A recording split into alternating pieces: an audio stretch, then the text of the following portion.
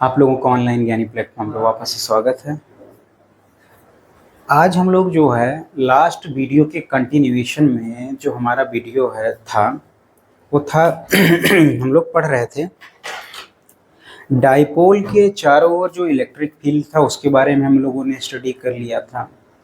अगर डाइपोल को uniform electric field में रखा जाता था तो उस पर नेट फोर्स 0 होता था और जो टॉर्क होता था वो क्या होता था, उस पर टॉर्क एक्ट करता था। ये दोनों टॉपिक हम लोगों ने देख लिया था। अब हम लोग जो इस पूरे के पूरे नए टॉपिक में क्या करेंगे, जो अब तक हमने इलेक्ट्रिक फील्ड देखा था कि इलेक्ट्रिक फील्ड क्या बताता है किसी चार्ज के बारे में, कि जो चार्ज का इफेक्ट है दूसरे चार्ज को उसके पास लाने में, जो वो चार्ज दूसरे चार्ज पे इफेक्ट डालेगा उसको हम लोग कैसे देखते थे, एक इमेजिनरी लाइंस के द्वारा देखते थे जो फैराडे सर के द्वारा दिया गया था, जिसको हम लोग क्या बोलते थे, इलेक्ट्रिक फील्ड ऑफ लाइंस या फील्ड ऑफ लाइंस हम लोग बोलते थे। तो अब हम लोगों को देखना है कि जब जो स्ट्रेंथ है किसी भी चार्ज की अगर वो इलेक्ट्रिक फील्ड लाइंस के द्वारा डिनोट की जाती है तो उसको हम लोग कैलकुलेट कैसे करेंगे। ये एक तरीका मैं आप लोगों को पहले ही बता चुका हूँ। इसको कैलकुलेट करने का जो है मैं एक तरीका आप लोगों को पहले भी बता चुका हूँ। अब दूसरा तरीका जहाँ तक रह गया,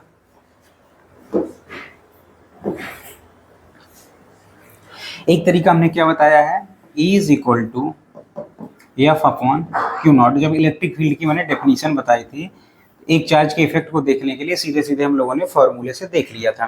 तो एक तो ये फॉर्मूले से सीधे मैथमेटिकल फॉर्मूला था, यहाँ से निकाल सकते थे जब आपको क्या पता था, फोर्स पता था। लेकिन अभी जो हम लोगों ने देखा है कि हमको जो इमेजिनरी इलेक्ट्रिक फील्ड लाइंस हैं अगर उसके द्वारा हमें किसी फील्ड की स्ट्रेंथ को बतानी हो तो कैसे हम लोग बताएंगे, इलेक्ट्रिक फील्ड की स्ट्रेंथ को बतानी हो तो हम लोग कैसे बताएंगे।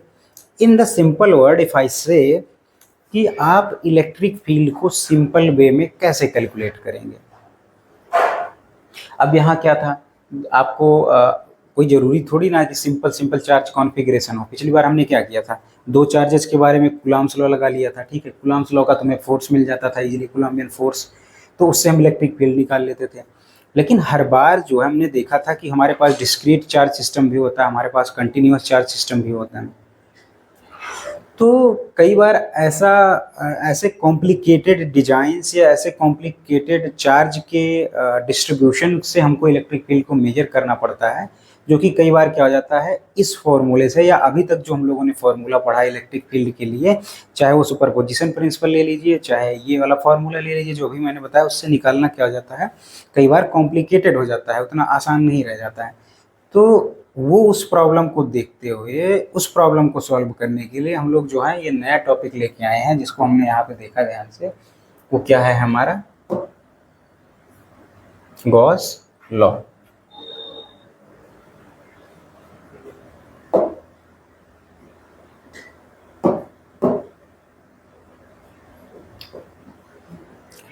तो गॉस लॉ क्या करेगा, गॉस लॉ जो है हमें एक सिंपल सा फॉर्मूला देगा।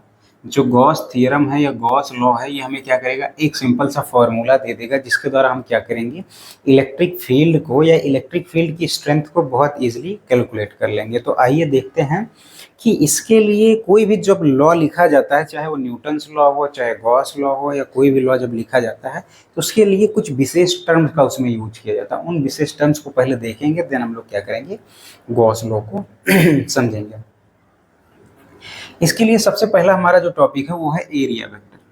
सबसे पहला टॉपिक जो हमको समझना है एरिया वेक्टर। अब हम लोग जानते हैं कि हमारे पास सपोज कीजिए कोई चार्ज, यहाँ पे हमने क्या ले लिया, प्लस क्यू ले लिया। ठीक है, एक दूसरा चार्ज मान लीजिए इससे छोटा है या बड़ा है, यहाँ पे हमने अगेन क्या ले लिया, मान लेते हैं इससे बड़ा ले लिया, प्लस क्यू ले लिया, प्लस प्लस क्यू ले लिया, इस पर इसके कंपेरिजन में 2 टाइम हो गया। अब अगर सपोज कीजिए ये क्या कर रहा है, इसके चारों ओर इलेक्ट्रिक फील्ड लाइंस क्या है, वो बाहर क्या कहाँ जा रही हैं, रेडियली आउटवर्ड जा रही हैं।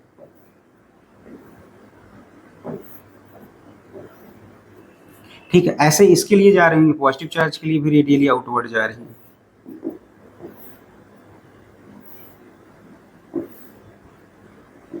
ये दोनों पास पास नहीं रखे गए हैं, ये दोनों मैंने अलग अलग कॉन्फ़िगरेशन लेके समझाया हूँ, नहीं तो इलेक्ट्रिक फील्ड लाइंस की अलग ज्योमेट्री हो जाती है। ये मैंने केवल समझाने के लिए भी आपको लिया हुआ है।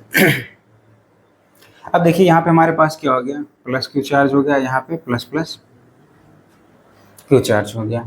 अब प्लस प्लस क्यू चार्ज ये दोनों हमने देख लिया। अब सपोज कीजिए अगर बताना है किसकी स्ट्रेंथ ज़्यादा है फील्ड लाइंस को देख के, तो आप क्या करेंगे, एक एरिया ड्रॉ करेंगे। इसके लिए एक इक्वल एरिया ड्रॉ कर दीजिए और सिमिलरली इसके लिए एक इक्वल एरिया ड्रॉ कर दीजिए, जो तरीका है आपके हमारे पास। अगर इस एरिया से जितने फील्ड ऑफ लाइंस पास हो रही, चाहे इस एरिया से, दोनों के लिए सेम। अब यहाँ पे अगर ज़्यादा फील्ड ऑफ लाइंस पास हो रही तो क्या हो जाएगा, इसी एरिया से जो इतनी एरिया लिया गया, सपोज कीजिए यहाँ मैंने क्या ले लिया, यूनिट एरिया ले लिया, यूनिट एरिया ले लिया या ए एरिया ले लिया। वैसे ही यहाँ पे भी हमने क्या ले लिया, ए एरिया ले लिया। तब अब ए एरिया से जितनी भी फील्ड लाइंस पास हो रही हैं, जिसमें ज़्यादा हो रही हैं उसकी फील्ड स्ट्रेंथ को आप क्या बोलेंगे, ज़्यादा बोलेंगे। जिसमें कम हो रही हैं उसको क्या बोलेंगे, आप कम बोलेंगे। तो अब अगर हम लोग क्या करेंगे, अब ऑब्वियस सी बात है कि अगर इसको आप डिफाइन कर सकते हैं तो मिनिमम आपको एरिया तो चाहिए ही चाहिए। अगर एरिया चाहिए तो आपको क्या चाहिए, एरिया वेक्टर भी चाहिए।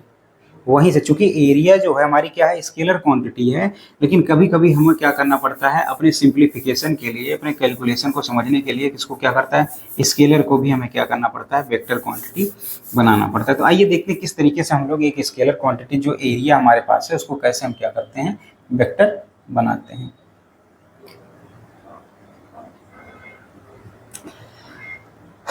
एरिया वेक्टर, हाँ। अब एरिया वेक्टर की हम लोग क्या करेंगे, डेफिनेशन देखेंगे, उसके बाद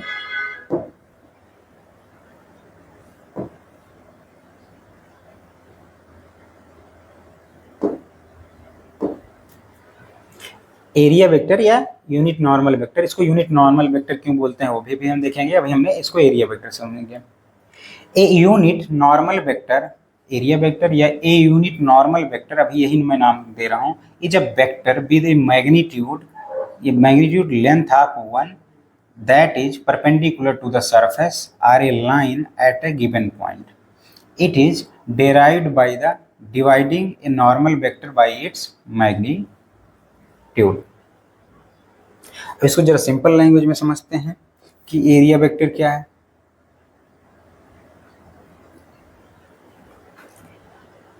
If a area is taken as a vector quantity, its direction is normal to its plane. This is simply because, तो उसको क्या बोलेंगे हम लोग, एरिया वेक्टर बोलेंगे। अगर हमारे पास कोई भी एरिया है, ठीक है, उस पर हम क्या करेंगे, नॉर्मल एक वेक्टर ड्रॉ करें। कोई भी एरिया है जिस पे हम क्या करेंगे, नॉर्मल वेक्टर ड्रॉ करेंगे, जिसका मैग्नीट्यूड क्या होगा, यूनिट होगा। ऑब्वियस सी बात है, मान लीजिए कोई भी एरिया ले लेते हैं। ये सपोज कीजिए हमने क्या किया, यहाँ पे एक एरिया ले लिया।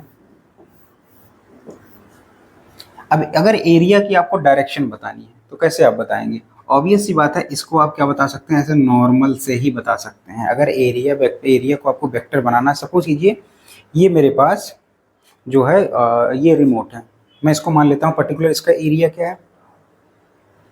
इसको हमें क्या करना है, वेक्टर क्वांटिटी बताना। इसकी डायरेक्शन तो हमको बतानी पड़ेगी। वेक्टर में मैग्नीट्यूड तो सबको पता होगा एरिया का, जिस भी शेप का है उसका एरिया निकाल लीजिए, आपको क्या मिल जाएगा, उसका मैग्नीट्यूड मिल जाएगा। आप डायरेक्शन कैसे निकालेंगे एरिया वेक्टर का, आप क्या करेंगे, इस पर एक नॉर्मल वेक्टर ड्रॉ कीजिए। ये नॉर्मल वेक्टर सपोज कीजिए, जो भी वेक्टर आप ड्रॉ कीजिए उसकी लेंथ क्या होनी चाहिए, यूनिट होनी चाहिए।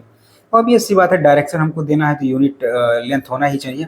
अब यूनिट लेंथ ले लीजिए आप, सपोज कीजिए ये मैंने क्या ले लिया, ये हमारा क्या हो गया, एरिया वेक्टर का यही लिखा। इसी को बोलते हैं हमेशा नॉर्मल। इस सरफेस पे इसको क्या बोलते हैं, नॉर्मल। इस बोर्ड के सरफेस पे ये बाहर की तरफ क्या हो गया, नॉर्मल हो गया। आउटवर्ड ये देखिए लिखा हुआ है हमेशा, इसीलिए इसको दिया गया यूनिट नॉर्मल वेक्टर भी बोला गया, कि ऐसा वेक्टर जिसकी लेंथ क्या हो, यूनिट हो, और सरफेस पे ये जिस भी सरफेस के लिए मेजर किया जा रहा है उसके लिए क्या हो, ये नॉर्मल हो। जिस भी सरफेस के लिए मेजर किया जा रहा है उसके लिए नॉर्मल हो। अब नॉर्मल आपका दो हो सकता है, सपोज कीजिए कोई भी प्लेन है, आप जैसे विजिटिंग कार्ड लीजिए तो वो आपका क्या हो गया, एक प्लेन हो गया। अब उसका नॉर्मल वेक्टर एक तो इधर हो सकता है, एक तो इधर हो सकता है, दोनों हो सकता है। एक बाहर की तरफ हो सकता है, एक डाउनवर्ड की तरफ। ये फॉरवर्ड डायरेक्शन में एक हो सकता है, एक क्या हो सकता है, बैकवर्ड डायरेक्शन में हो सकता है। तो कौन सा लेंगे नॉर्मल वेक्टर, दोनों नॉर्मल होंगे इस पे, तो हम कौन सा लेंगे, बाहर वाला लेंगे। ये बाई कन्वेंशन है, ऐसा नहीं है कि जो है आप अंदर वाला नहीं ले सकते हैं, बट हमारा कन्वेंशन लंबे समय से चला आ रहा है, इसलिए जो है हमने क्या किया हुआ है, आउटवर्ड लिया। तो वही यहाँ पे लिखा हुआ है कि जो एरिया वेक्टर होता है ये क्या है, एक वेक्टर है विद ए मैग्नीट्यूड, जिसका क्या होता है, आप लेंथ 1, जिसका मैग्नीट्यूड क्या होता है, वही हमने जो बताया यूनिट होता है। एंड और वो क्या होता है, परपेंडिकुलर होता है to a surface or a line, क्योंकि जो सरफेस हमने लिया था इलेक्ट्रिक फील्ड कैलकुलेट करने के लिए, जो सरफेस लेंगे हम लोग उस पर हमेशा क्या होता है, परपेंडिकुलर होता है। तो ही आप डायरेक्शन बता सकते हैं। आप देखिए, आप अगर आपने परपेंडिकुलर के अलावा कोई और एंगल लिया होता तो सी डायरेक्शन आप सही से नहीं बता पाते। आप सपोज ये मैंने इसको टिल्ट कर दिया थोड़ा, अगर टिल्ट कर दिया, अभी देखिए अब ये डायरेक्शन इधर हो गया, थोड़ा और टिल्ट कर दिया तो इधर हो गया, इधर हो गया, इधर हो गया। तो आप क्या करते हैं, एरिया वेक्टर का इसी तरीके से क्या करते हैं, आप डायरेक्शन को बताते हैं। It is derived by dividing a normal vector by its magnitude. Obvious सी बात है, अगर ये हमारा एरिया ए है, ठीक है, एरिया ए है, तो अब अगर आप इसको यूनिट वेक्टर बोलना है तो यूनिट वेक्टर को कई बार सिंबॉलिक रूप से एन से भी डिनोट किया जाता है, एन कैप से भी किया जाता है, या फिर क्या किया जाता है, ए कैप से भी किया जाता है। अगर एन कैप से कर रहे हैं और इसका एरिया ये है तो कह रहे हैं ए वेक्टर डिवाइडेड बाई इसके मैग्नीट्यूड से। अब ऑब्वियस सी बात है कि इसका मैग्नीट्यूड कितना होता है, हमेशा 1 होता है। ये 1 हो गया और ये क्या बताएगा, उसकी डायरेक्शन को ही बताने वाला है। तो ये क्या हो गया हमारा यूनिट नॉर्मल। जरा आप कुछ एग्जांपल लेके हम लोग देखेंगे यूनिट नॉर्मल वेक्टर कैसे हम लोग किसी पॉइंट पे यूनिट नॉर्मल वेक्टर को बताएंगे। सपोज कीजिए आपको किसी लाइन पे बताना है, ये इस तरीके की हमारे पास क्या है, कोई जरूरी थोड़ी ना इलेक्ट्रिक फील्ड लाइन से शेप को हमने देखा था। जब सिंगल सिंगल चार्जेस थे, वो सिंगल पॉजिटिव चार्ज था तो रेडियली आउटवर्ड था, जब सिंगल नेगेटिव चार्ज था तो रेडियली इनवर्ड था। अब जब दोनों को पास पास हम ला रहे थे तो क्या बन रहा था, कर्व पाथ बन रहा था। अगर आपको याद हो कि पॉजिटिव चार्ज को एंड नेगेटिव चार्ज को हम क्या कर रहे थे, पास पास ला रहे थे, तो बाद में ये क्या हो रहा था, कुछ कर्व भी फॉर्म हो रहे थे इलेक्ट्रिक फील्ड की लाइन पे। तो हमने इसकी डायरेक्शन निकालने का तरीका बताया था। तो क्या करिए, वहां पे टेंजेंट जिस भी पॉइंट पे आपको निकालना, सपोज कि इस पॉइंट पे, तो आप क्या करिए, टेंजेंट ड्रॉ कर दीजिए। सेम थिंग्स हैं कि अगर आपको यूनिट नॉर्मल वेक्टर की क्या करना है, डायरेक्शन को निकालना है, तो जिस भी पॉइंट पे आपको निकालना है उस पे आप क्या कीजिए, नॉर्मल ड्रॉ कर। सपोज कीजिए इस पॉइंट पे निकालना है आपको, या इस पॉइंट पे निकालना है आपको, या इस पॉइंट पे निकालना है आपको, या इस पॉइंट पे निकालना है आपको, या इस पॉइंट पे निकालना है आपको। तो आपने क्या किया, सिंपल जिस पे भी निकालना है आपने क्या किया, एक टेंजेंट ड्रॉ कर दिया। जो आप टेंजेंट ड्रॉ कर देंगे वही क्या बताएगा, उसकी डायरेक्शन को बताएगा।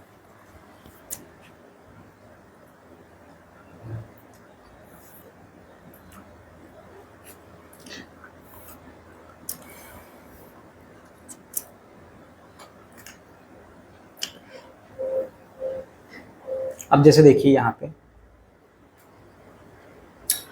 हमने क्या किया हुआ है, ये हमने एक इलेक्ट्रिक फील्ड लिया हुआ, यूनिफॉर्म इलेक्ट्रिक फील्ड लिया हुआ है। इसमें सेम एक एरिया लिया हुआ जिसका एरिया ए है, और इसी को हमने क्या किया हुआ, यहाँ पे इलेक्ट्रिक फील्ड की डायरेक्शन ये है, इलेक्ट्रिक फील्ड की डायरेक्शन, तो यहाँ पे इसको ऐसे लिया गया है और यहाँ पे इसको ऐसे रख दिया गया, यही सेम सरफेस। अब बताइए अगर यहाँ पे रखा गया है तो इसके लिए अगर इसको vector, unit normal vector draw करना होगा तो क्या हो जाएगा, इस तरीके से सरफेस आउटवर्ड की तरफ ये हो गया, और यहाँ पे है तो अगर क्या हो गया, ये हो गया। अब देखिए यहाँ पे इलेक्ट्रिक फील्ड और एरिया वेक्टर के बीच का एंगल क्या है, 0 है। यहाँ पे कितना है, वो वही है, क्या है, 90 डिग्री है।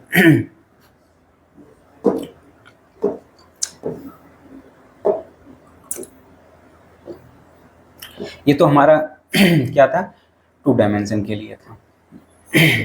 अगर हमारे पास 3 डायमेंशन हो और जिसके लिए हमें क्या करना हो, नॉर्मल वेक्टर डिनोट करना हो, तो आप कैसे बताएंगे? अगर हमारे पास 3 डायमेंशन कोई ऑब्जेक्ट हो, उसके लिए नॉर्मल वेक्टर बताना है तो कैसे बताएंगे? तो हम लोग क्या करते हैं,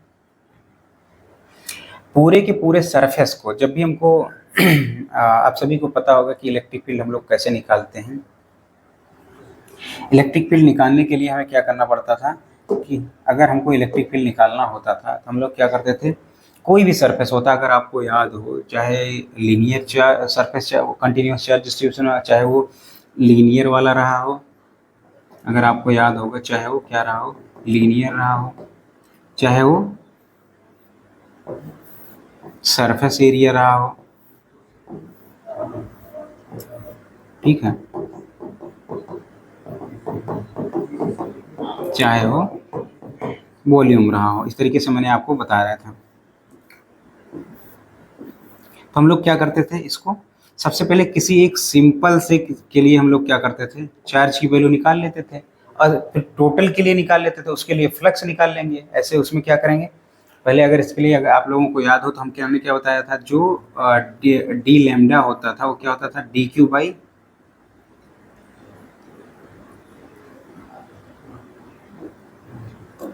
डी एल होता था। जो लैम्डा होता था चार्ज पर यूनिट, और छोटे से सरफेस के लिए क्या होता था, चार्ज पर यूनिट लेंथ होता था। तो जब चार्ज पर यूनिट लेंथ होता था, जब टोटल के लिए निकालना होता था, हम लोग क्या करते थे, इन सबको इंटीग्रेट कर देते थे एक जगह मल्टीप्लाई करके। तो d q is equal to क्या हो जाता था, इसको लीनियर चार्ज डेंसिटी को लैम्डा से डिनोट करते थे, तो वो क्या हो जाता था, लैम्डा इंटू डी एल हो जाता था। अब पूरे के लिए निकालना होता था तो हम क्या करते थे, इसको इंटीग्रेट कर देते थे। सेम तरीके को, सेम फॉर्मेट को हम लोग क्या करेंगे, फ्लक्स को भी फाइंड आउट करने में या इलेक्ट्रिक फील्ड को मेजर करने में भी क्या करेंगे, हम लोग यूज करेंगे। जैसे ये देखिए हमारे पास क्या है, एक बॉल है, इसको हमने क्या किया, बहुत सारे छोटे छोटे पार्ट्स में क्या कर दिया, डिवाइड कर दिया, जैसे मैंने यहाँ पे किया हुआ है। अब बहुत वो जो भी हमने छोटे छोटे एरिया में डिवाइड कर दिया है, तो हर पॉइंट के लिए हम क्या करेंगे, एरिया वेक्टर अब डिफाइन कर सकते हैं। यहाँ आप देख सकते हैं जितना छोटे छोटे पार्ट हैं सभी के लिए क्या हुआ है, एरिया वेक्टर डिफाइन है, और सभी की डायरेक्शन क्या है, अलग अलग है। जिसके लिए भी एरिया वेक्टर हमने डिफाइन किया, सबको क्या लिया, नॉर्मली आउटवर्ड लिया, देखो इनवर्ड नहीं लिया हुआ। इसी को यहाँ पे बहुत अच्छे स्ट्रक्चर में दिखाया गया है, पूरे तरीके से सबको हटा के यहाँ पे एक छोटे से पॉइंट को लिया गया और नॉर्मल वेक्टर कहाँ दिखाया गया है, बाहर की तरफ दिखाया गया है।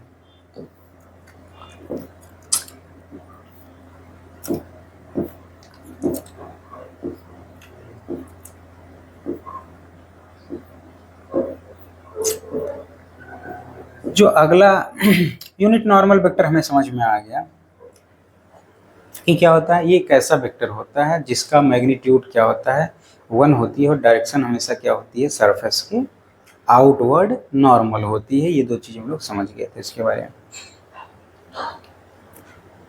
बाकी इसके लिए मैथ कैसे बनाते हैं हम लोग आगे देखेंगे। दूसरा जो बेसिक टर्म है हमको फाइंड आउट करने के लिए, जो हमको समझने के लिए, वो है क्या, हमारा सॉलिड एंगल। तो दूसरा टर्म हमारा जो है वो सॉलिड एंगल है। सॉलिड एंगल क्या होता है, ये हम लोगों ने बेसिक जो क्लास 11th की बेसिक पहला चैप्टर था, जब मैंने आपको यूनिट पढ़ाया था तो भी बताया था कि कोई भी 3D ऑब्जेक्ट अगर है तो उसकी किसी भी एरिया के द्वारा उसके सेंटर पे बनने वाला एंगल क्या होता था, वो सॉलिड एंगल होता था। और ये बहुत ऑब्वियस सी बात है कि जब हम लोगों ने 2 डायमेंशन में प्लेन एंगल लिया हुआ था, तो हम लोग क्या करते थे, ये उसका रेडियस ले लेते थे। किसी टाइम पे यहाँ पर पोजीशन होता था पार्टिकल का, थोड़ी देर बाद उसका पोजीशन कहाँ हो जाता था, यहाँ हो जाता था। ये क्या हो जाता था, आर्क लेंथ हो जाता था, आर्क लेंथ हो जाता था। और ये क्या हो जाता था, थीटा एंगल हो जाता था। पहले कंपेरिजन हम लोग क्या बोलते थे, एंगल इज इक्वल टू, हम लोग एंगल इज इक्वल टू क्या बोलते थे, आर्क अपॉन रेडियस। हम लोग क्या करते थे, तो जो ये इसका जो इसके द्वारा कवर्ड लेंथ है उसको क्या करते थे, थीटा के द्वारा हम लोग डिनोट करते थे। यानी कि आर्क लेंथ के द्वारा जो 2 डायमेंशन में सेंटर पे एंगल बनता था उसमें एक रिलेशन ढूंढते थे। वैसे ही अगर कोई 3 डायमेंशन है, चूंकि गॉस लॉ जो है वो 2 डायमेंशन और 3 डायमेंशन के टर्म में लिखा गया है, मोस्टली 3 डायमेंशनल ऑब्जेक्ट के टर्म्स में लिखा गया है, इसलिए हमको क्या करना पड़ेगा, अब वहाँ पे हम क्या ले लेते थे, लेंथ ले लेते थे। क्योंकि अगर कोई भी 3D ऑब्जेक्ट है तो उसमें क्या होगा, सरफेस एरिया होगा। तब उसके किसी भी सरफेस के द्वारा, किसी भी यूनिट सरफेस के द्वारा उसके जो सेंटर पे एंगल बनाया जाता है उसी को हम क्या बोलते हैं, सॉलिड एंगल बोलते हैं। जैसे आप यहाँ देख सकते हैं, इसके जो है लेमन को आप क्या कर सकते हैं, जब आप लेमन खरीदने जाते हैं तो किस तरीके से कट लगाता है, कुछ ऐसे ही वो कट लगाता है। ये जो है उसी तरीके से उसने कट लगाया और क्या किया, इसको को कट करके ऐसे निकाल लेता है, कट करके ऐसे निकाल लेता है, फिर आपको टेस्ट करने के लिए देता है। तो वही उतने सरफेस के द्वारा जो उसके सेंटर पे एंगल बन रहा है वही क्या कहलाता है, सॉलिड एंगल कहलाता है। और यहाँ पे एरिया ऐसे कट करेंगे जिसका एरिया हमको पता हो। जैसे यहाँ पे अगर हमने सर्कल ले रखा है तो सर्कल का एरिया कितना होगा, पाई आर स्क्वायर होगा। अगर हमने यहाँ पे क्या स्क्वायर ढंग में इसको कट किया है तो क्या हो जाएगा, इसकी जो भी लेंथ होगी लेंथ के स्क्वायर हो जाएगा। तो एरिया हमको पता होना चाहिए, उसी ढंग से हम क्या करेंगे, कट करेंगे। तो आइए सॉलिड एंगल को क्या करते हैं, हम लोग डिफाइन करते हैं। सॉलिड एंगल क्या होता है, जैसे प्लेन एंगल जो था वो 2D एंगल होता था, सॉलिड एंगल क्या होता है, वो 3D एंगल होता है। It is defined as the ratio of normal area to the square of the radius. ये कैसे डिफाइन किया जाता है कि ये जो है रेशियो होता है of normal area to the square of the radius. वही हमने बताया था कि अभी अभी थोड़ी देर पहले हमने बताया था कि जो सॉलिड एंगल हमारा था वो क्या होगा, सॉलिड एंगल जो एरिया, अभी जो एरिया ले रहे थे वो क्या लेंगे, नॉर्मल लेंगे डिवाइडेड बाय द उसके रेडियस। जैसे पिछली बार आपने देखा था कि एंगल किसके बराबर था, आर्क अपॉन रेडियस के। तो ऑब्वियस सी बात है यही दोनों में से टर्म से आने वाला था, चूंकि ये 2D के लिए था। जब 3D में आप जाएंगे तो एरिया लेंथ की जगह, आर्क लेंथ की जगह यहाँ क्या आने वाला है, एरिया आने वाला है। तो ये कौन सा एरिया है, नॉर्मल वाला एरिया है, डिवाइडेड बाई यहाँ आर होता था तो यहाँ क्या आ गया है, आर स्क्वायर आ गया। वो क्या होता था आपका सॉलिड एंगल। सॉलिड एंगल का जो सिंबल होता है वो क्या होता है, डी ओमेगा होता है। जैसे यहाँ पे मैं आपको एक एग्जांपल से दिखाता हूँ। यहाँ पे हमने क्या लिया हुआ है, ये देखिए, अगर यहाँ पे पूरे के पूरे तरीके से अगर हम लोग ध्यान से देखें तो ये क्या कर सकते हैं, ये हमने छोटा सा एंगल बनाया है। अभी अभी हमने बताया कि सॉलिड एंगल को हम लोग डिनोट करते हैं ओमेगा से। इसको बोलते हैं, ये चूंकि छोटा सा एरिया है इसके लिए हमने क्या लिया हुआ, इसके द्वारा एंगल फॉर्म किया गया, डी ओमेगा किया गया है। अब ध्यान से देखिएगा, तो अगर इसका, अब ये वाला एरिया ध्यान से देखिए, ये वाला एरिया लिया गया, इसके द्वारा जो सेंटर पे एंगल बनाया जा रहा है 3D ऑब्जेक्ट है उसके छोटे से एरिया के द्वारा, तो इसका नॉर्मल वेक्टर कहाँ चला गया, बाहर की तरफ चला गया होगा। इसका एरिया वेक्टर क्या हो गया, ये क्या हो गया, एरिया वेक्टर बाहर की तरफ हो गया। अब इसको हमको कौन सा लेना, नॉर्मल वाला लेना था। अगर इस एरिया का हम लोग नॉर्मल निकालेंगे तो वो क्या आएगा, यहाँ पे आएगा। इसको थोड़ा ध्यान से समझिएगा, जब यहाँ पे आएगा तो वो क्या बनाएगा, अब ये जो है अगर इसको हम दो पार्ट में डिवाइड करेंगे तो एक कहाँ जाएगा, ये एक तो चला जाएगा परपेंडिकुलर चला जाएगा, एक चला जाएगा पैरेलल चला जाएगा, पैरेलल और परपेंडिकुलर। इसको अगर दो पार्ट में आप क्या करें, अगर इसको इस तरीके से दो पार्ट में अगर इसको करें तो ये इसका क्या हो गया, एरिया वेक्टर। ठीक है, अब इसके एंगल को अगर हमको डिफाइन करना है तो क्या हो जाएगा, थीटा के साथ में चला जाएगा, डी ए कॉस थीटा चला जाएगा। तो ये जो है डी ए कॉस थीटा चला गया, और जो दूसरा बचेगा वो क्या चला जाएगा, नॉर्मल क्या हो जाएगा, डी ए कॉस थीटा हो जाएगा। और जो पैरेलल हो जाएगा वो क्या जाएगा, डी ए साइन थीटा हो जाएगा। तो चूंकि यहाँ पे अभी हमने देखा था कि जो सॉलिड एंगल होता है वो क्या होता है, A normal upon r square होता है। तो आप जैसे नॉर्मल क्या रखेंगे, d A cos theta divided by the r square. अब चूंकि ये जो है कॉस थीटा को हम डॉट प्रोडक्ट के साथ लिख सकते हैं, क्योंकि जो एन कैप था वो क्या था, यूनिट वेक्टर था, उसके साथ लिख सकते हैं। तो इसका मैग्नीट्यूड क्या हो जाएगा, यूनिट हो जाएगा। तो ये अगेन आ जाएगा डॉट प्रोडक्ट, हमको पता है ए डॉट बी जो होता है वो क्या होता है, A B cos theta cap n. वापस से लिखेंगे तो एन जो होगा वो क्या दे देगा, यूनिट वेक्टर दे देगा, और ये क्या दे देगा, डायरेक्शन दे देगा। इसलिए इसको किस में लिखा जा सकता है, डॉट प्रोडक्ट के टर्म में भी क्या किया जा सकता है, लिखा जा सकता है। अब यहाँ पे हमने लिखा हुआ है जो ओमेगा है, देखिए यहाँ पर डी ओमेगा है, चाहे इसको ओमेगा से डिनोट करिए, चाहे ये वाला सिंबल आप यूज कर लीजिए ओमेगा, या ये वाला सिंबल यूज कर लीजिए। अब देखिए कि ये मैक्सिमम कितना हो सकता है, मैक्सिमम कितना हो सकता है, आइए देखते हैं। हम लोग सिंपल सा सॉलिड एंगल को देखते हैं, मैक्सिमम कितना हो सकता है। अब अगर हम लोग देखें तो क्या है, A normal, W equal to क्या है, A normal upon r square. अब आप सपोज कीजिए ए नॉर्मल जो हमारा वेक्टर था वो क्या था, नॉर्मल वेक्टर था। अब अगर उसको पूरा ऐड कर दिया जाएगा, नॉर्मल वेक्टर को अगर हम कंप्लीटली ऐड कर देंगे तो क्या हो जाएगा, हमको स्फीयर मिल जाएगा। अगर हमारे पास स्फेरिकल ऑब्जेक्ट है, वो अभी जो आपको मैंने दिखाया था इस तरीके से हमारे पास क्या है, स्फीयर है।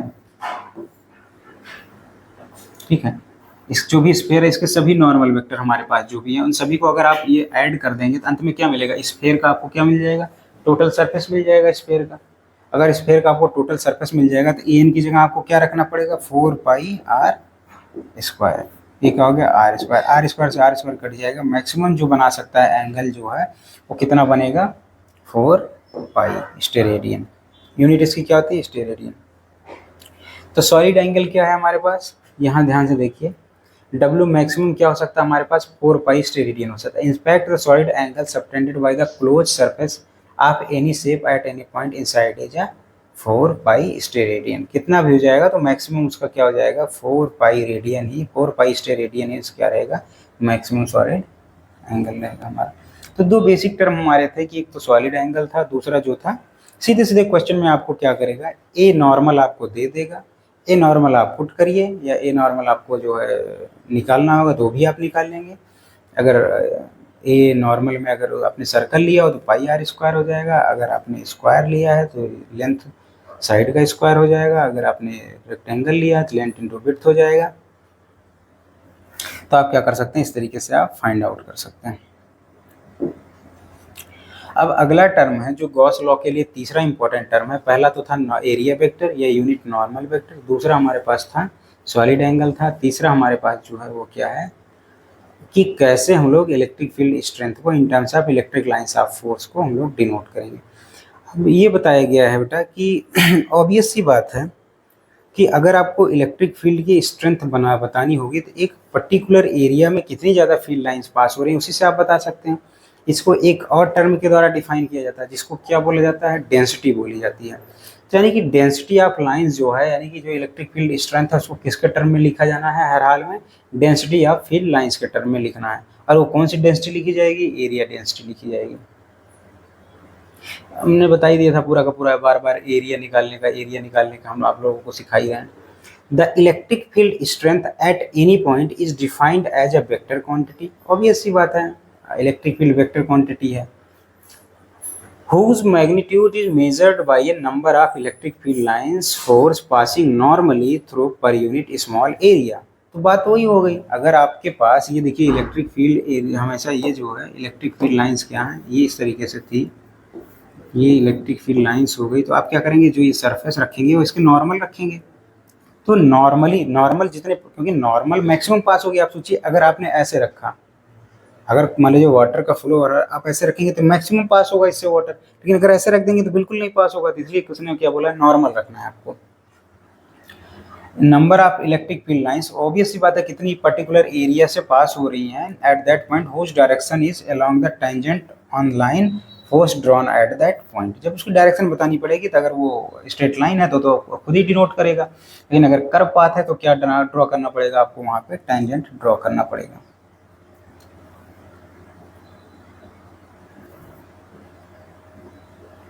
आइए इसको थोड़ा और अच्छे से समझते हैं। जो मैं बार बार बात कर रहा था, यहाँ ध्यान से देखिए, इलेक्ट्रिक फील्ड स्ट्रेंथ आपको बतानी है, यहाँ पे फील्ड लाइंस को चेक करके, फील्ड लाइंस को देख करके आपको बताना है, ठीक है। कैसे जो है हम लोग बताएंगे। Electric field strength is directly proportional या directly related to the density of the electric field lines. जो इलेक्ट्रिक फील्ड लाइंस की डेंसिटी होती है, जितने ज़्यादा नंबर ऑफ फील्ड लाइंस उस पर्टिकुलर एरिया में होंगे वो उतना ज़्यादा क्या हो जाएगा, स्ट्रॉन्ग हो जाएगा इलेक्ट्रिक फील्ड, वहाँ पे उतना ही स्ट्रॉन्ग होगा। आइए देखते हैं, दो फोटो से समझते हैं। जैसे यहाँ पे ध्यान से देखिए, हमने एक एरिया लिया हुआ है एस डैश लिया हुआ है, दूसरा एरिया क्या लिया हुआ है, एस लिया हुआ है। अगर यहाँ पे इलेक्ट्रिक फील्ड लाइंस को हम लोग गेस करें तो देखिए इस एरिया से जो है 1 2 3 4 5 6 7 इलेक्ट्रिक फील्ड लाइंस पास हो रही है। यहाँ पे देखिए 1 2 3 4 5 6 7 इलेक्ट्रिक फील्ड लाइंस।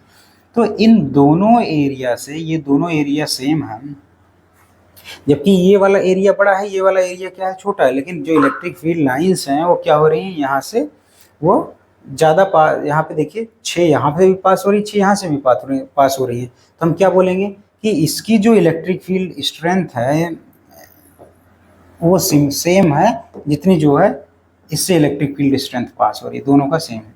आइए एक दूसरे एरिया से देखते हैं। यहाँ पे हमने क्या किया हुआ है, एक क्यू चार्ज लिया हुआ है।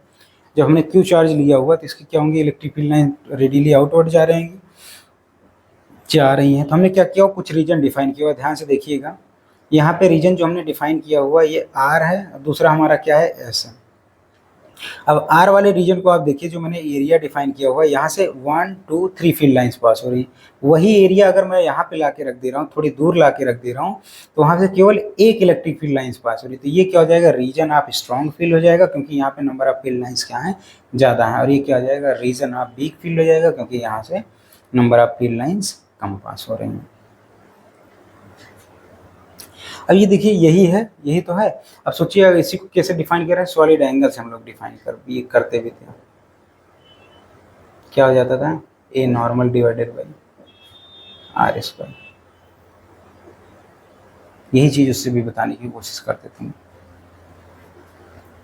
एक और मैं आपको फोटो दिखा रहा हूँ, जरा आप बताइए कि इसमें जो है इलेक्ट्रिक फील्ड कहाँ पे स्ट्रांग होगा, कहाँ पे वीक होगा, तो आपको समझ में आ जाएगा। वीडियो पॉज करके जरा आप लोग कमेंट में बताइए।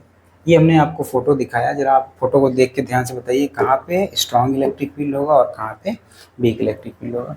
ऑब्वियस सी बात है, अगर ए पॉइंट पे हम लोग ध्यान से देखें, एक एरिया मैंने ए पॉइंट पे ड्रॉ कर दिया, ये इतना एरिया जो है, अगर यही सिमिलर एरिया मैं बी साइड पे ड्रॉ कर दूँ, यहाँ पे बी साइड पे यही एरिया मैं ड्रॉ कर दूँ, ये देखिए यही एरिया उठा के हमने क्या किया, बी साइड पे ड्रॉ कर दिया, तो यहाँ जो इलेक्ट्रिक फील्ड लाइन्स हैं वो 3 इलेक्ट्रिक फील्ड लाइन्स पास हो रही हैं और यहाँ से 5 इलेक्ट्रिक फील्ड लाइन्स। तो ए पे क्या है, ये स्ट्रॉन्ग रीजन है, strong region of electric field, strong region of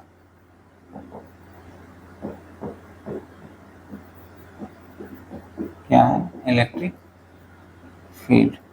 और ये क्या है, वीक रीजन ऑफ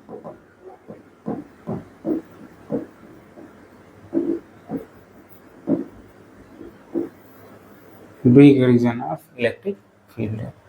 तो अगर जिन्होंने सही गेस किया हुआ तो उनको टॉपिक समझ में आया है, जिन्होंने नहीं गेस किया तो दोबारा से क्या करें, वीडियो को देखें।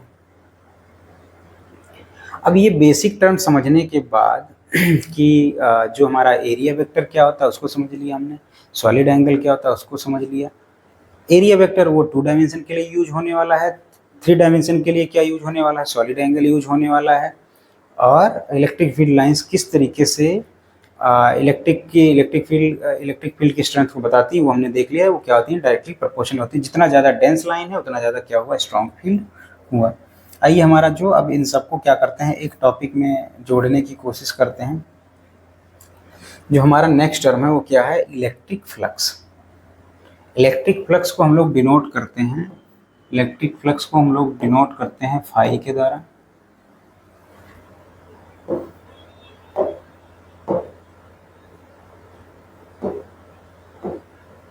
इलेक्ट्रिक फ्लक्स को हम लोग डिनोट करते हैं फाई के द्वारा। अगर कोई स्मॉल एरिया है तो उसके द्वारा, किसके द्वारा, डी फाई के द्वारा। अब आइए कैलकुलेट कैसे करेंगे ये हम लोग देखते हैं, ठीक है। पहले डेफिनेशन देखते हैं फिर देखते हैं। इतनी देर से जो हम लोगों ने क्या कर रहे हैं, इलेक्ट्रिक फील्ड को ही कैलकुलेट करने की कोशिश कर रहे हैं। तो यहाँ पे आइए, नया कॉन्सेप्ट है, नया टॉपिक है, जहाँ ये क्या बताएगा, हमको सही तरीका बताएगा कि कैसे हम लोग इलेक्ट्रिक फील्ड लाइंस को कैलकुलेट करें। The total number of electric lines of force diverging from a surface is called as electric flux through the surface. Electric flux का मतलब हो गया बेटा, किसी भी सरफेस से कितना इलेक्ट्रिक फील्ड लाइन पास हो रही है। ये टर्म जो है थोड़ा सा आपको इलेक्ट्रिक फ्लक्स लग रहा होगा, फ्लक्स का मतलब संबद्ध या जुड़ा हुआ, इलेक्ट्रिक का मतलब चार्ज से जुड़ा हुआ। किसी भी पर्टिकुलर एरिया से कितनी फील्ड लाइन पास होती है वही क्या कहलाता है, हमारा इलेक्ट्रिक फ्लक्स कहलाता है, उस सरफेस से जुड़ा हुआ।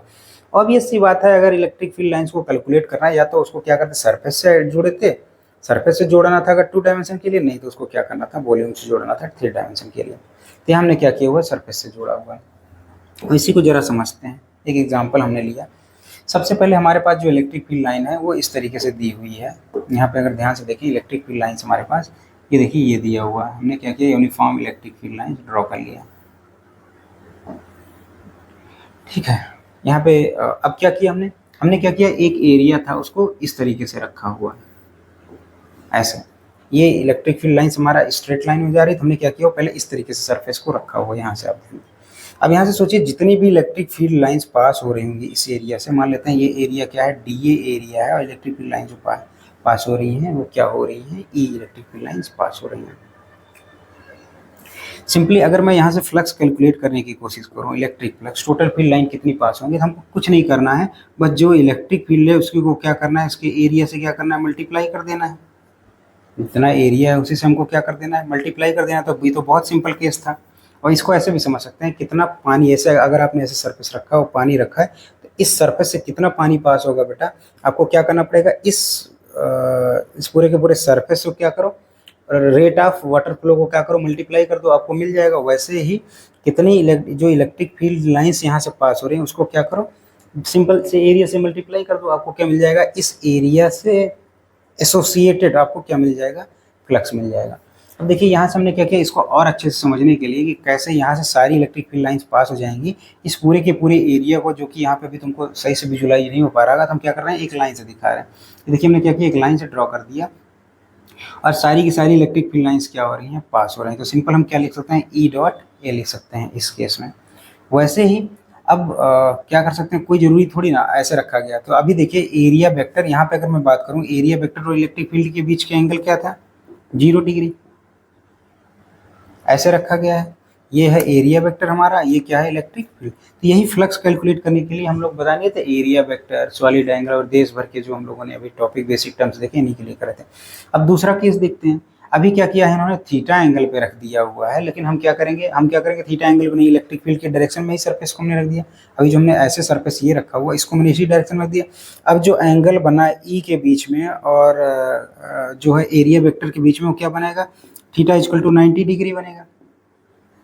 और आप सोचिए जब ऐसे डायरेक्शन में रख देंगे और पानी भी इसी डायरेक्शन में फ्लो हो रहा है, तो एक भी वाटर जो है वो क्या करेगा, फ्लो होगा इस सरफेस से, बिल्कुल नहीं होगा। बिल्कुल, क्योंकि 2D बिल्कुल पतला हुआ है बेटा, लेंथ होगा, विड्थ होगा, लेकिन थिकनेस नहीं होगी। तो क्या करेगा, बिल्कुल वाटर क्या करेगा, रुकेगा नहीं सरफेस पे, बिल्कुल पास हो जाएगा। वैसे इलेक्ट्रिक फील्ड बिल्कुल जो है उससे पास नहीं होगी, पार हो जाएगी। तो यहाँ पे जो हमारा फाई आएगा दूसरे केस जब 90 डिग्री बनेगा, क्योंकि एरिया वेक्टर इस बार आपने कैसे रखा है, इलेक्ट्रिक फील्ड लाइन्स ये हैं और ऐसे सरफेस को रखा है, तो इस बार एरिया वेक्टर कहाँ चला गया, बाहर। पिछली बार आपने ऐसे रखा तो इधर था, तो 90 हो गया, तो वहाँ पे क्या आ गया था हमारे पास, 0, कोई पास ही नहीं हो रहा था। तो टोटल अगर एसोसिएट इलेक्ट्रिक फ्लक्स भी देखा जाए कि उस सरफेस से कितना होगा, तो वो क्या हो जाएगा, 0 हो जाएगा। तीसरा केस देखते हैं, अगर किसी एंगल हम लोग किस पे रखें, थीटा पे रखें। ये देखिए हमने क्या किया इस बार, किसी एंगल थीटा पे एरिया को रखा हुआ है। तो जब थीटा पे रखा, आप देखिए इसको मैंने एक लाइन से दिखाया, इलेक्ट्रिक फील्ड लाइन्स तो हमारी ये है, तो हमने किस में रखा, ये देखा एंगल थीटा पे रख दिया। ये देखिए इलेक्ट्रिक फील्ड से हमने क्या एंगल बनाया हुआ है, थीटा एंगल बनाया हुआ है। अब थीटा एंगल बनाया तो चाहे तो आप क्या करें, इलेक्ट्रिक फील्ड को ब्रेक कर लें, चाहे तो आप क्या करें, एरिया वेक्टर को ब्रेक कर लेते हैं। हमने क्या किया, एरिया वेक्टर को ब्रेक कर दिया। एक परपेंडिकुलर कंपोनेंट हो गया, एक पैरेलल हो गया। जो परपेंडिकुलर चला गया तो क्या हो गया, इसको डेल्टा ए की जगह डी ए कॉस थीटा चला गया। और यहाँ पे जो चला गया वो क्या चला गया, डी ए साइन थीटा चला गया। अब जो D A sine theta perpendicular चला गया, अभी आपने देखा जो परपेंडिकुलर जाता है वो क्या कितना कंट्रीब्यूशन करता है फ्लक्स में, वो 0 करता है। जो पैरेलल जाता है वही कंट्रीब्यूट करता है। तो ये जो पैरेलल हो जाएगा, जो यहाँ पे इलेक्ट्रिक फ्लक्स हमारा आया वो क्या आया, E D A cos theta आया। अब ऑब्वियस सी बात है, इसको हम क्या लिख सकते हैं, ई डॉट डी ए लिख सकते हैं। डॉट प्रोडक्ट के फॉर्म में हम लोग क्या कर सकते हैं, phi is equal to E dot d A लिख सकते हैं। अब देखिए ये तीनों केस को क्या करेगा, इंक्लूड कर लेगा। अगर E D A cos theta, अब यहाँ पे कॉस थीटा जैसे आप वैल्यू कॉस थीटा की 0 वैल्यू रखेंगे तो क्या जाएगा, ई डी ए के बराबर आ जाएगा। कॉस 90 रखेंगे यानी कि सरफेस जो सरफेस नॉर्मल एरिया वेक्टर क्या है, अगर परपेंडिकुलर तो वहाँ क्या हो जाएगा, 0 हो जाएगा। और तीसरे केस के लिए तो हमको पता ही पता, ये दोनों सिंपल केस रेयरली मिलते हैं, ये एंगल वाला मिलता है, इस वजह से इस फॉर्मूले को हमको क्या करना पड़ता है, बनाना पड़ता है। तो अब जो है थोड़े डिफरेंट एरियाज को देखते हैं और फिर उसको समझते हैं। जैसे यहाँ पे ध्यान से देखिएगा इलेक्ट्रिक फ्लक्स को, ये देखिए इलेक्ट्रिक फील्ड लाइंस पास हो रही हैं, ठीक है। ये क्या है, हमारा सर्कुलर फॉर्म है। यहाँ पे इलेक्ट्रिक फील्ड लाइंस कितनी पास हो रही हैं, तो आपको सिंपल क्या करना पड़ेगा, एरिया वेक्टर भी क्या हो गया, इस डायरेक्शन में हो गया। जो यहाँ इलेक्ट्रिक फ्लक्स आप बताएंगे कितना हो जाएगा, इलेक्ट्रिक फ्लक्स अगर मैं यहाँ फाई की बात करूँ, सिंपल ई डॉट ए हो जाएगा। ए कितना है, pi r square, E into pi r square हो जाएगा। वहाँ पे अभी देखिए यहाँ पे क्या लिया गया है, एरिया लिया गया है, रेक्टेंगुलर शेप का लिया गया है, तो अगेन यहाँ फाई क्या हो जाएगा, E into area of rectangle, क्योंकि क्या होता है लेंथ इंटू विड्थ। तो क्या कर सकते हैं, सिंपली इलेक्ट्रिक फ्लक्स को कैलकुलेट कर सकते हैं। बस ये ध्यान रखिएगा हमेशा क्या होना चाहिए, जो आप एरिया वेक्टर को रखेंगे वो हमेशा कैसे रखेंगे, परपेंडिकुलर रखेंगे या नॉर्मल रखेंगे। अगेन यहीं पे सेम देखिए इलेक्ट्रिक फील्ड को लिया गया, सेम केस है। ये कौन सा केस हो गया, वो वाला केस हो गया। ये परपेंडिकुलर, ये जो है क्या हो गया, परपेंडिकुलर, ये जो है केस हो गया जब एरिया वेक्टर क्या है, इलेक्ट्रिक फील्ड के डायरेक्शन में है। ये वाला केस हो गया, जब ये वाला केस हो जाएगा जब वो एरिया वेक्टर जो है वो परपेंडिकुलर है इलेक्ट्रिक फील्ड के, ये थीटा वाले एंगल पे हो जाएगा। अगेन वही आ जाएगा आपका जो हमने अभी भी आप लोगों को फॉर्मूला सिखाया है। क्या सिखाया था आपको, फ्लक्स जब निकालना हो तो E D A cos theta, या इसी को डॉट प्रोडक्ट में ई डॉट डी ए हमने लिख दिया था। अब यहाँ पे ध्यान से देखिएगा, नेक्स्ट हमारा जो टॉपिक है और उसको हम लोग देखेंगे। अब देखिए इलेक्ट्रिक फ्लक्स सिंपल सा जो है, इलेक्ट्रिक फ्लक्स को हमने यहाँ डिफाइन किया हो, और कई बार इलेक्ट्रिक फ्लक्स डेंसिटी भी पूछ ली जाती है। अब ये सी बात है, अगर आपको डेंसिटी बतानी है तो आपको एरिया डेंसिटी मैंने पढ़ा रखी है, चूंकि बार बार यहाँ पे एरिया की ही बात हो रही थी तो उसको डिफाइन करना कोई बहुत बड़ी बात नहीं।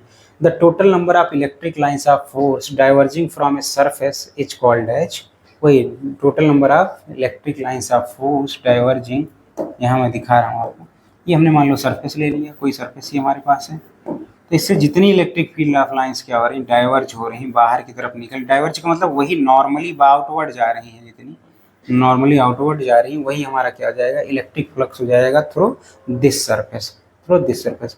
Electric flux through a surface of element TS. अगर हम लोग 3D की बात करें तो छोटे से 3D के लिए हमने बताया था क्या करेंगे, 3D के लिए एक साथ आप फाइंड आउट तो कर नहीं पाएंगे, तो आप क्या करेंगे, बहुत छोटे से एलिमेंट के लिए आप क्या करेंगे, ये छोटे से एलिमेंट के लिए आपने नॉर्मल वेक्टर निकाल लिया या एरिया वेक्टर निकाल लिया, उसी के लिए आपने क्या किया था, या इसी को आपने क्या किया था, अब इलेक्ट्रिक फील्ड की डायरेक्शन इसके लिए देख लिया था, तो इलेक्ट्रिक फील्ड की डायरेक्शन आपने यहाँ पे पुट कर ली, ई वेक्टर देख लिया। तो अब डी एस के लिए ई डॉट क्या हो गया, डी एस हो गया, अभी अभी आपको सिखाया था डॉट डॉट प्रोडक्ट। अब जब अब आपको टोटल निकालना हो तो क्या करिए, आप आपको बताया कंटिन्यूअस चार्ज डिस्ट्रीब्यूशन होगा तो क्या हो जाएगा, इंटीग्रेशन हो जाएगा।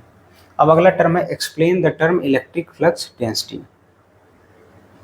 अगेन अब जब भी जैसे हम यहाँ क्या करेंगे, सरफेस डेंसिटी या एरिया डेंसिटी की बात करेंगे, तो टोटल इलेक्ट्रिक फ्लक्स जो है यूनिट एरिया से जो पास होता है उसी को हम लोग क्या बोलते हैं, इलेक्ट्रिक फ्लक्स डेंसिटी बोलते हैं। तो आज के लिए हम लोग जो है इतना ही रखेंगे। तो आज हम लोगों ने क्या देखा, ये देखा कि जो इलेक्ट्रिक फील्ड था उसको कैलकुलेट करने का गॉस ने जो है एक नया तरीका दिया था, जिसको गॉस लॉ या गॉस थ्योरम के नाम से जाना जाता है। बट गॉस लॉ अप्लाई करने से पहले, गॉस लॉ को लगाने सीखने से पहले, कहाँ कहाँ अप्लाई हो सकता है, कैसे अप्लाई हो सकता है, क्या क्या लिमिटेशन है, वो सीखने से पहले हमने क्या किया था, कुछ बेसिक टर्म्स की उसकी स्टडी किया था। जैसे हमारे पास क्या था, एरिया वेक्टर, या जिसको हमने क्या बोला था, यूनिट नॉर्मल वेक्टर बोल दिया था। दूसरा हमने क्या टर्म देखा, सॉलिड एंगल देखा। सॉलिड एंगल देखने के बाद हमने देखा था किस तरीके से इलेक्ट्रिक फील्ड स्ट्रेंथ को फील्ड लाइन देख के भी आप क्या कर सकते हैं, बता सकते हैं। कि क्या करेंगे, उसमें आप एरिया देखेंगे और एरिया, जिस एरिया से ज़्यादा number of field lines pass हो रही हैं उसको बता देंगे स्ट्रॉन्ग फील्ड है। फिर हमने क्या देखा, फिर जो है देखने के बाद हमने कई सारे एग्जाम्पल देखे, फिर हमने आज एक नया टर्म डिफाइन किया जिसको हम बोलते हैं इलेक्ट्रिक फ्लक्स।